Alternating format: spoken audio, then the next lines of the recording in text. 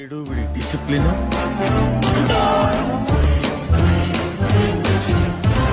పద్మనాభసింహ, పర్యటకు రావాల్సిన వాడివి ఇలా బిడ్డపాకలో వస్తావేంటి? టైం ఏంటి? ఎవడైనా సరే నీకు కావాలంటే వాచ్ చూసుకో, నన్ను అడుగుతావేంటి? పద్మనాభసింహ! జయసింహ! ఏయ్! ఏయ్! ఏయ్! ఏయ్! ఏయ్! ఏయ్! ఈ లాంగ్వేజ్ ఏంటి? బాడీ లాంగ్వేజ్ ఏంటి? మారాయి, అన్ని మారాయి. ఆకలిస్తే కిచెన్ వైపు, దాహం వేస్తే బార్ల వైపు చూసే రోజులు పోయాయి. ఇదే ఇంట్లో ఏళ్ల తరబడి ఫుడ్ గెచ్చా, మందు గెచ్చా, కత్తి నిండా కుడుకు లేక నిద్ర గెచ్చా. ఇప్పుడు కళ్ళు మండాయి. ఎవడైనా అడ్డొస్తే మాడి మసి అయిపోతారు. జయసింహ, నువ్వు దాదాగిరికి వచ్చినా, దౌర్జన్యానికి వచ్చినా, గూండాయిజానికి వచ్చినా, గ్రూపులుగా వచ్చినా, ఒక్కడివే వచ్చినా, ఫ్యామిలీ మొత్తాన్ని వేసుకొచ్చినా, ఈ పద్మనాభంతో పెట్టుకుంటే పచ్చడైపోతావు.